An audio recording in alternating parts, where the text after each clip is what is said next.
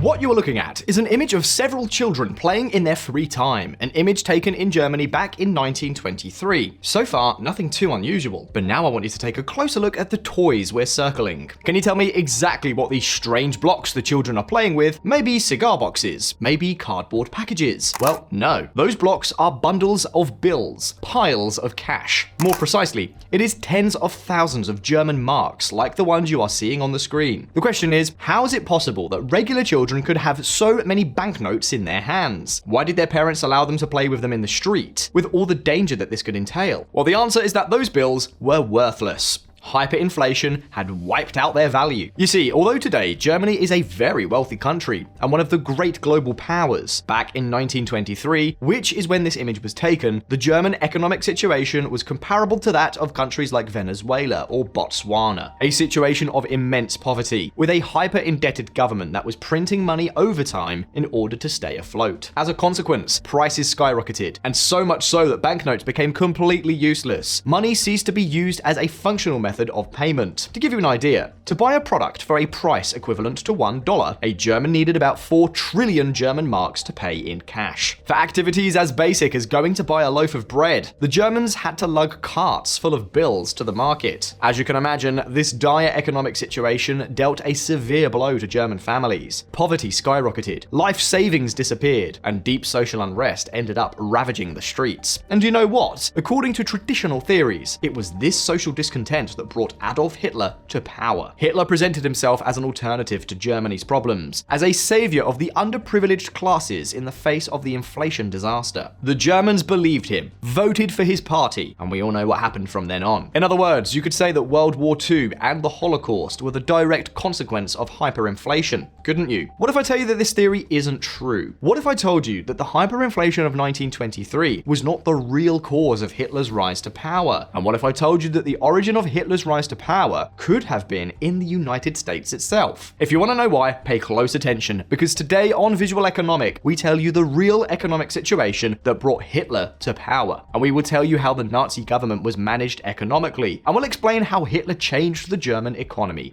Listen up. There are 3 main reasons why we could rule out that Hitler came to power due to German hyperinflation. Let's see. The first reason is that hyperinflation occurred in 1923, yet Hitler did not come to power until 10 years later in 1933. The second reason is that, in reality, German hyperinflation was quite short-lived. From 1924 onwards, that is, 1 year after the picture we showed you with the children, the German economic situation began to improve again. Germany began to grow economically at record rates. Price increases were brought under control, and social unrest dissipated in a new period of prosperity. Let's just say that hyperinflation was solved long before Hitler came to power. Hitler did not present himself to his people as the solution to this problem, basically because in 1933, this problem no longer existed. Be that as it may, besides all that, there is a third reason to completely dismiss this theory. That reason is the crash of '29. As many of you may already know, in 1929, just a few years before Hitler's triumph, a gigantic financial crash exploded in the USA, an economic crisis even worse than that of 2008. This crisis originated in the US, but as happened in 2008, it eventually spread to many other countries, such as Germany. Following the crash of 1929, countries around the world entered a period of deep economic recession. This period became known as the Great Depression, and it was right here, and not during the hyperinflation period, that the Nazis really began to gain popularity. Now then, why did the Great Recession drive Hitler's Nazi Party? Well, you see, it turns out that during the Great Depression, there was one sector of German economy that suffered more than any other: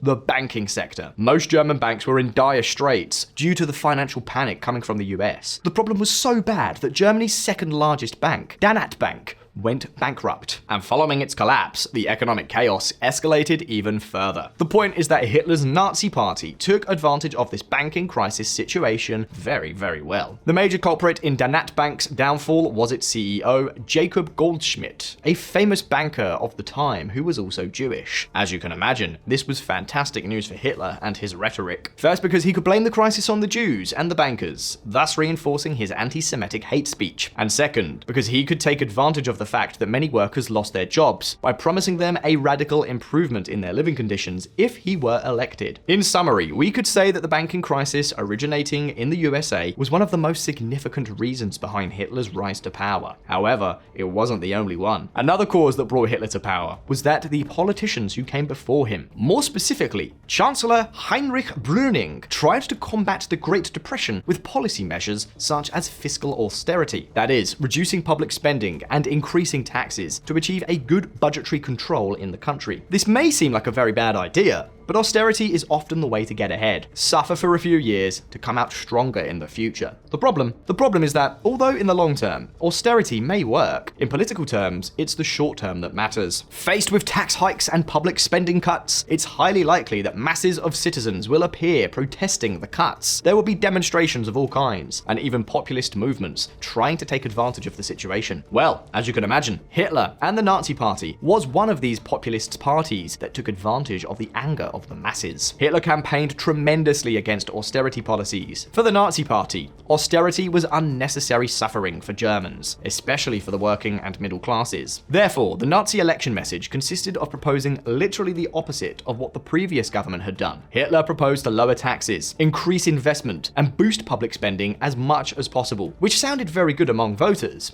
even if in the long run it didn't make much sense. In some ways, Hitler was quite similar to today's populist politicians. So, Visualeconomik community, some things never change. Be that as it may, what the Nazis promised before coming to power is one thing, and what they actually did following their victory is quite another. The question now is, what was the Nazis' economic policy really like? Were they socialists, as their name implies? Remember that their official name was the National Socialist German Workers' Party. Were they savage capitalists? Or were they simply a mixture of everything and nothing? Well, let's take a look. The Nazi economy. As we have told you, in 1933, Hitler ultimately came to power. From then on, he had to start implementing all the solutions he had promised to the citizens to solve the problems of his country. And speaking of problems, the biggest problem Germany had at the time was unemployment. To give you an idea, more than 6 million Germans were unemployed back in 1933, practically 10% of the entire population. To solve the situation, Hitler opted for a huge public spending plan. You know, the opposite strategy to austerity. More specifically, Hitler started building roads all over Germany. And you'll say, roads? Why on earth did Hitler start building roads? Basically, for two reasons. First, because the roads could link practically all the parts of Germany, facilitating the mobility of its citizens, but also for the movement of goods, and more specifically, of military materials, very useful for war. What's more, by building the roads, a lot of workers were going to be hired. In other words, jobs were going to be created. Specifically, about 250,000 workers got a job thanks to this spending plan. So, let me ask you, do you think that the crazy road building plan served to make the Germans even more supportive of Hitler? Well, yes, it did. As you can see on this map, in the areas where the roads were planned and built, support for Hitler skyrocketed, almost as if it were a mathematical relationship. Apart from the public spending plan, another major economic policy implemented by Hitler was business Aryanization. Yes, that's right, Aryanization, which basically consisted of expelling all Jewish managers from companies and replacing them with people close to Hitler's regime. And although Jewish managers were already a minority in Germany, with Hitler's plan, they almost completely disappeared within a few years. These two measures, however, were only the first economic moves of the Nazi regime. They were only the first step towards a much more important goal. And what was that objective? To turn Germany into a great power, independent to the rest of the world. Hitler wanted Germany to be self-sufficient and unbeatable. He wanted a fully fledged Third Reich. Shortly thereafter, in 1934, the government announced new measures to definitively achieve the great empire of which the Führer dreamed. And it was right here that a shattering change came about with Hitler's election promises. Nazi electoral treason.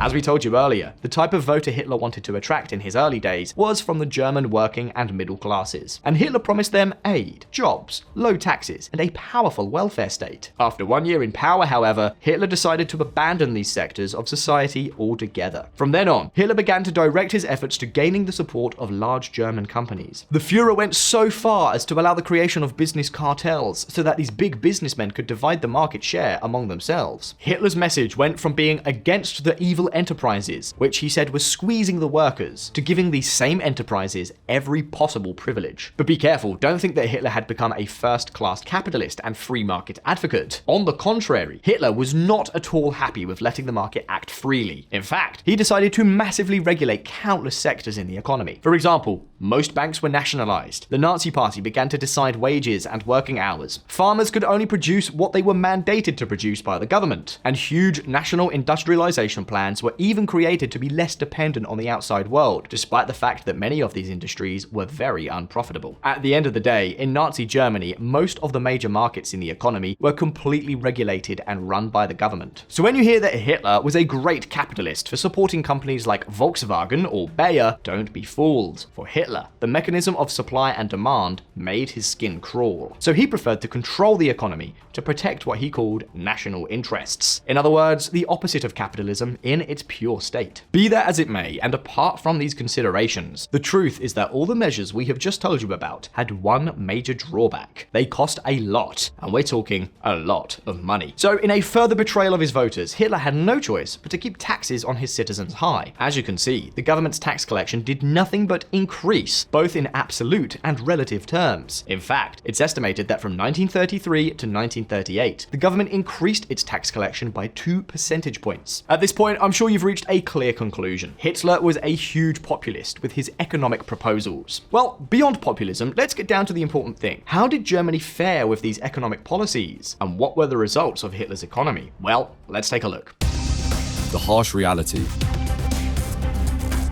Let's see. At first glance, if one looks at the data of Hitler's Germany, one might think that his economic policies produced good results. Following public spending measures and business support, Germany managed to increase its GDP considerably and reduce unemployment from previous years. It could be said that Hitler's measures were a success, but these positive figures concealed severe problems. For example, German wages remained stagnant throughout the 1930s. Yes, there were more jobs, but the living conditions were no better. Why is that, you may ask? Well, basically, because workers had no say in the economy. They could not negotiate wages or go on strike. In fact, they couldn't even change jobs freely, so they had to make do with what they had. What's more, the industrial policies that Hitler put in place to modernize sectors such as agriculture failed miserably. Agricultural productivity stagnated, and that made food production very low. Remember that the farmers were not even able to produce what they wanted. The outcome? Because agricultural production was insufficient, Germany had to buy food from abroad, which did not make much sense if Hitler's goals was to turn the country into an independent economic power, right? Well, besides the agricultural industry, the truth is that the country's entire economy entered a deep slowdown in productivity. Many workers were assigned to jobs artificially created by the government to maintain social peace. Economic efficiency criteria were neither in place nor expected, and innovation and entrepreneurial activity were severely limited. Without going any further, because of Hitler's cronyism with the business cartels, small businesses were completely crushed. More than 20% of German small businesses went bankrupt before World War II. And pay attention, because that's not all. You remember the policy of promoting the Aryan race among company managers, don't you? The one that expelled the Jewish bosses from the companies. As it turns out, economically, this measure had horrendous results. Profits and yields plummeted, and the aggregate market value of the German economy, which allows us to see how strong a country's private sector is, fell by almost 2% of the gross national product. And if all this were not enough, the public debt in the Nazi era quadrupled between 1933 and 1939. You know how it goes, public spending is not free. Germany grew, yes, but at the cost of going into massive debt, something that, in turn, allows us to understand why Hitler got so close to big business. He needed their money. He needed their loans to be able to go ahead with his plans, since tax collection alone was not enough. Well, having reached this point, where we have seen the causes of Hitler's rise to power and the results of his economic measures, it's now your turn. What did you think of this review of the German economy? Do you know of more cases like hyperinflation like Germany experienced in 1923? Do you think Hitler would have achieved his goal of creating an economic superpower if he had won World War II? As always, you can leave your answers in the comments. If you like this video, please like it, subscribe if you haven't already done so, and activate the little bell so you don't miss any of the upcoming videos.